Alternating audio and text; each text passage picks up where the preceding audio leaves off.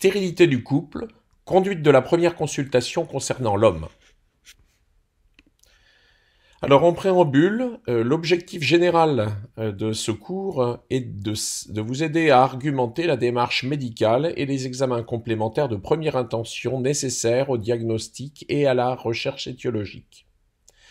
Cette question ne concernera que les aspects masculins, et donc les objectifs féminins ne seront pas traités dans ce cours, à savoir connaître les éléments de l'interrogatoire et de l'examen clinique chez la femme, connaître le bilan de première intention d'une infertilité féminine et connaître les principales causes d'infertilité chez la femme. Le contenu de cette première partie, connaître les définitions cliniques, l'épidémiologie et voir ensemble l'exploration clinique de l'homme infertile. Alors commençons par les définitions cliniques. D'abord, il faut comprendre que la fertilité et l'infertilité font référence à des capacités. La fertilité, c'est la capacité de procréer, et l'infertilité, la perte de la capacité de procréer. Au contraire, fécondité et infécondité renvoient à des états. La fécondité, c'est l'état d'avoir eu un ou plusieurs événements reproductifs, notamment des naissances d'enfants. L'infécondité a l'incapacité d'un couple sexuellement actif, sans contraception, d'obtenir une grossesse en un an. Cette définition est à connaître. Quand parle-t-on d'infécondité primaire et secondaire ? Eh bien, l'infécondité sera qualifiée de primaire lorsqu'il n'y a jamais eu de grossesse préalable, et de secondaire s'il y a déjà eu une ou plusieurs grossesses antérieures à la consultation. La stérilité désigne pour sa part l'impossibilité définitive de procréer, et la fécondabilité est la probabilité de concevoir lors d'un cycle d'exposition à la grossesse. Alors l'épidémiologie, il faut comprendre que l'infertilité, d'une manière générale, est une problématique de santé publique. En effet, elle est en augmentation. Environ 60 000 couples viennent consulter par an, ce qui correspond à peu près à un couple sur 10 qui aura besoin d'une aide médicale à la procréation pour obtenir des enfants. L'infécondité, quand on regarde les couples qui viennent consulter, eh bien, elle est autant masculine que féminine, avec 20% des infécondités qui sont d'origine masculine exclusive, 20% d'origine féminine exclusive et 40% d'origine mixte. La fécondabilité pour un couple fertile âgé de 25 ans est de 25%.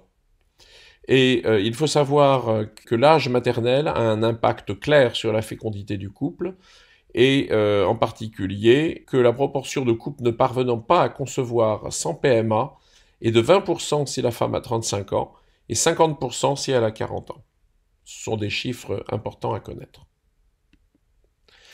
Alors la base de la réflexion en andrologie, eh bien, vous voyez, 3 éléments entrent dans la démarche diagnostique. Les éléments cliniques, avec l'interrogatoire et l'examen clinique qui constituent une étape clé du diagnostic. Le spermogramme, il faut réaliser systématiquement 2 spermogrammes dès lors que le premier spermogramme montre des anomalies. Et l'échographie et le bilan hormonal qui constituent le 3e élément du trépied diagnostique. L'interrogatoire, c'est une étape clé du diagnostic et vous avez à renseigner 6 éléments. Commençons par les éléments qui concernent le couple. Eh bien, il faut absolument demander quelle est la durée d'infécondité. Est-ce qu'il y a eu des événements reproductifs antérieurs?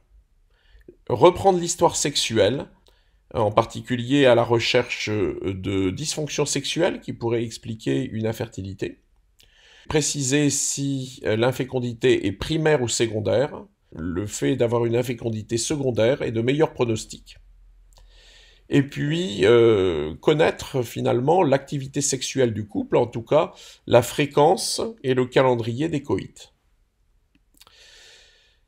Il faut également renseigner l'histoire sexuelle antérieure du patient, savoir s'il a eu des événements reproductifs et connaître son histoire concernant les infections sexuellement transmises. Les antécédents familiaux, est-ce qu'il y a dans la famille une hypofertilité? Est-ce qu'il y a des pathologies génétiques? Est-ce qu'on a des pathologies de la sphère génito-urinaire, en particulier des cryptorchidie, des hypospadias, des cancers du testicule. Est-ce qu'il y a dans cette famille une mortalité périnatale? Et également savoir s'il y a une consanguinité. Et enfin, s'il y a eu une prise de DES chez la mère du consultant.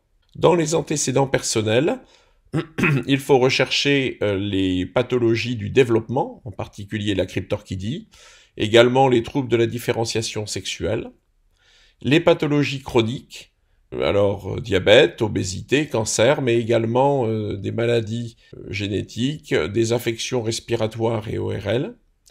Est-ce qu'il y a des antécédents chirurgicaux, notamment chirurgie de cryptorchidie, de hernie inguinale, torsion du cordon spermatique, des traumatismes du bassin, des organes génitaux externes, du périnée, et des infections urogénitales, qu'elles soient bactériennes, virales, en particulier ourliennes, ou plus rarement une tuberculose génitale.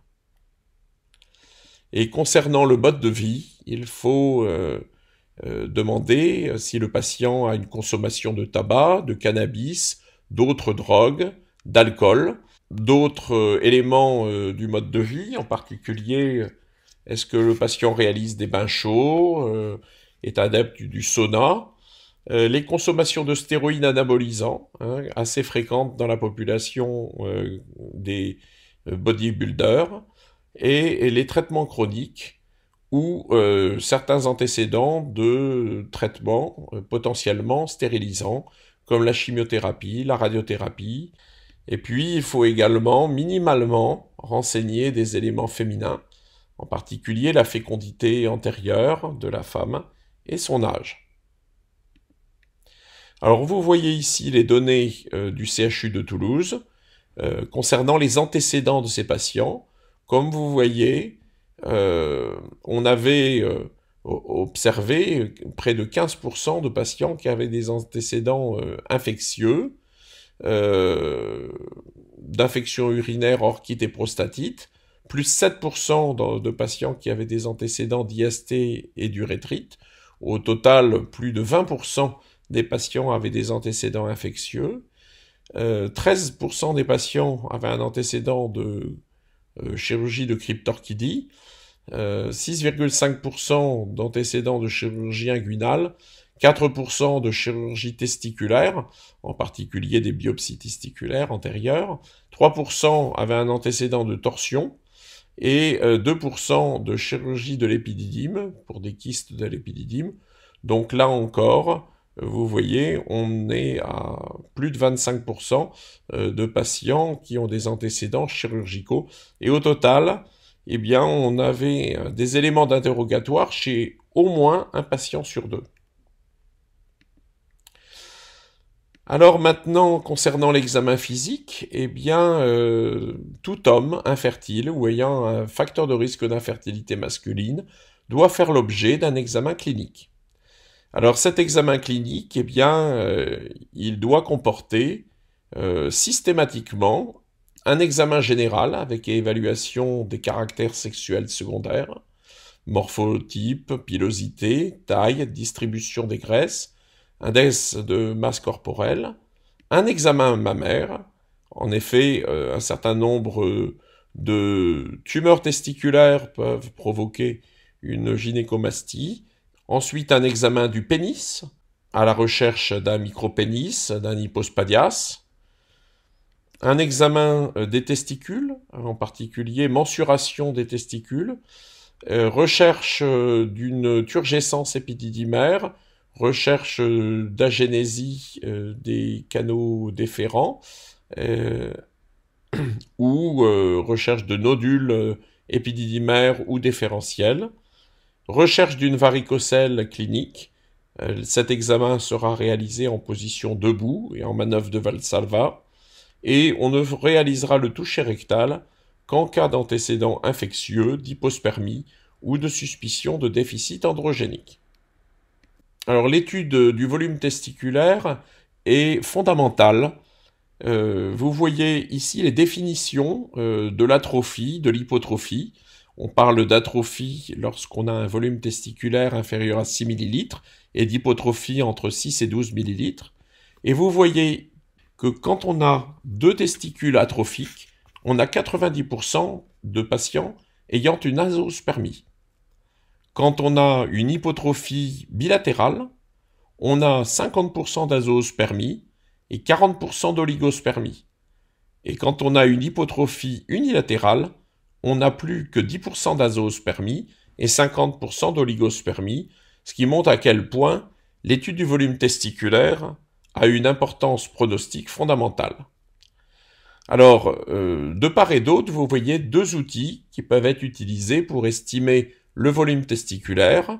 À gauche, le pied à coulisse, qui est probablement le plus facile à utiliser, et à droite, l'orchidomètre, qui est finalement une détermination visuelle du volume testiculaire, qui, bien qu'approximative, donne des résultats qui peuvent être tout à fait fiables.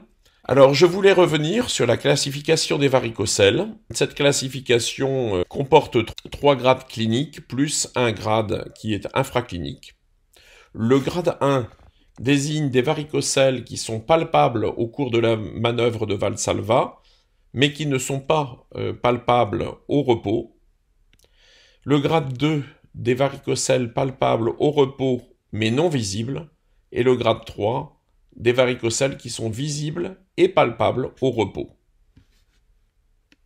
Toujours les données du CHU de Toulouse qui vous montrent qu'en fait, parmi les consultants d'un centre d'andrologie, vous voyez qu'il est fréquent d'avoir des patients qui ont une hypotrophie testiculaire. Comme vous voyez, plus du tiers des patients étaient dans cette situation. Il est également fréquent d'avoir des anomalies épididymaires qui sont souvent méconnues et qu'il faut savoir rechercher. Vous voyez qu'elles sont pratiquement aussi fréquentes que les anomalies du volume testiculaire. Et puis qu'on a également des anomalies des canaux déférents, en particulier des canaux déférents absents, et la varicocèle clinique chez 22% de nos patients. Enfin, des anomalies des caractères sexuels secondaires étaient présentes dans 4% des cas. Et nous avons découvert au cours de notre bilan une tumeur testiculaire par le couple clinique plus échographie dans 1% des cas. Voilà donc quelques questions pour terminer cette première partie du cours sur l'exploration de l'infertilité masculine. Alors, quelle est la définition de l'infécondité? C'est la perte de la capacité de procréer, c'est l'incapacité d'un couple sexuellement actif sans contraception d'obtenir une grossesse en 1 an, ou c'est l'impossibilité définitive de procréer.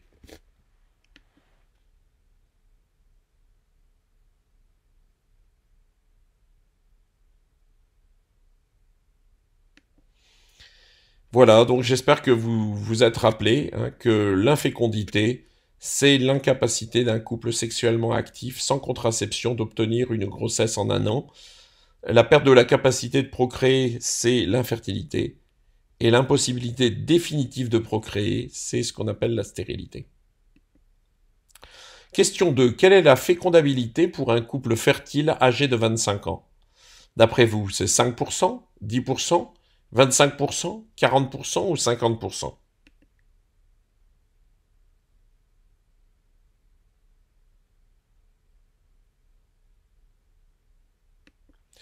Alors, la bonne réponse est 25%. Question 3. Quelle est la proportion des couples ayant recours à une procréation médicalement assistée pour concevoir? Alors, c'est 5%, 10%, 25%, 40% ou 50%?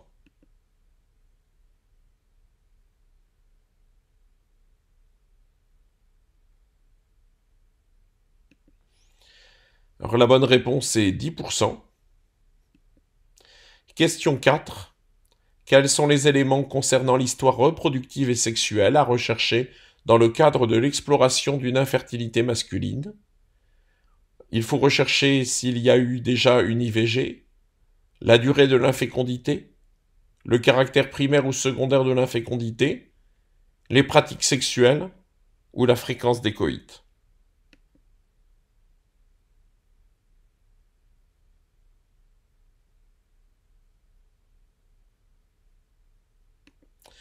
Voilà, toutes les réponses étaient bonnes, sauf les pratiques sexuelles qui n'ont pas d'impact sur la fécondité du couple. Question 5. Quels sont les éléments concernant les antécédents personnels de l'homme à rechercher dans le cadre de l'exploration d'une infertilité masculine? La cryptorchidie, les pathologies respiratoires chroniques, l'appendicectomie, la cure de hernie inguinale et les infections urogénitales.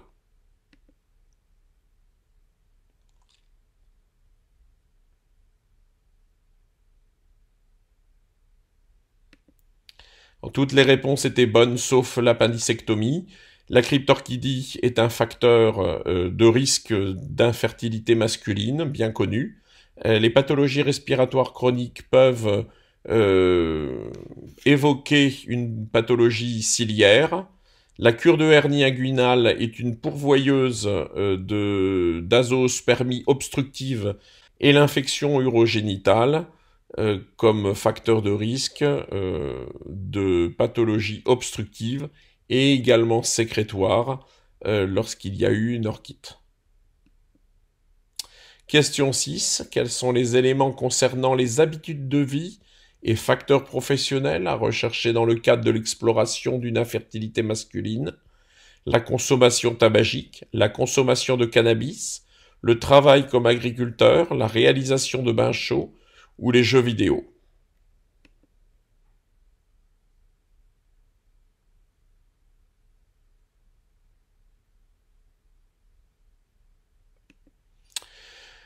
Alors la consommation tabagique est une bonne réponse, de même que la consommation de cannabis.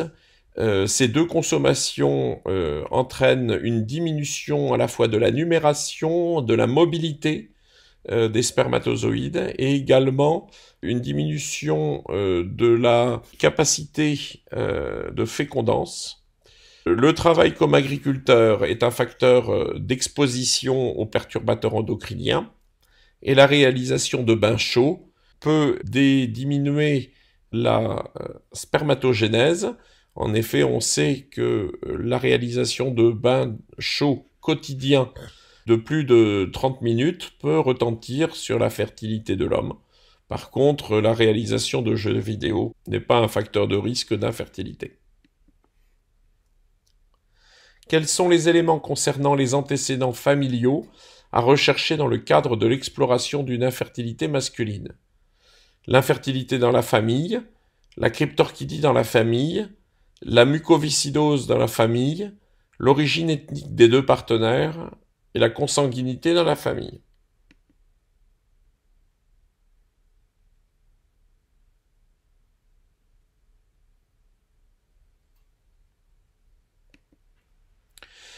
Alors, il faut rechercher systématiquement s'il y a une infertilité ou des cas d'infertilité dans la famille, de même que les anomalies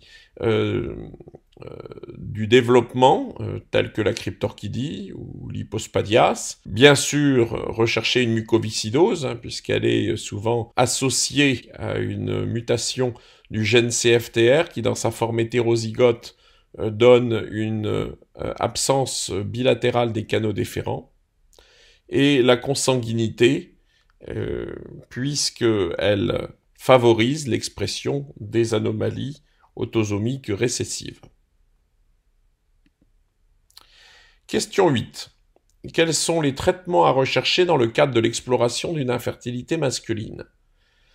Un antécédent de chimiothérapie, de radiothérapie, la prise de neuroleptiques, d'alpha-bloquants ou d'inhibiteurs de la 5-alpha-réductase.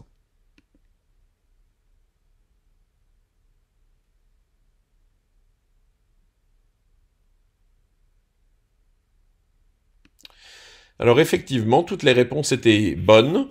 La chimiothérapie et la radiothérapie, à la condition qu'elles soient dans la zone lombo-aortique ou inguinale, sont des facteurs de risque d'infertilité reconnus, hein, puisqu'ils sont potentiellement stérilisants. Les neuroleptiques peuvent modifier les réactions sexuelles et donc peuvent rendre plus difficile l'éjaculation, notamment.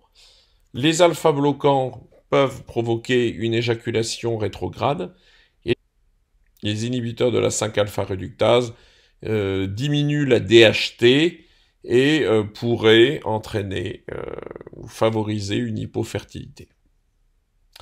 Voilà, je vous remercie de votre attention et vous donne rendez-vous pour la deuxième partie du cours sur la stérilité de couple, le bilan andrologique.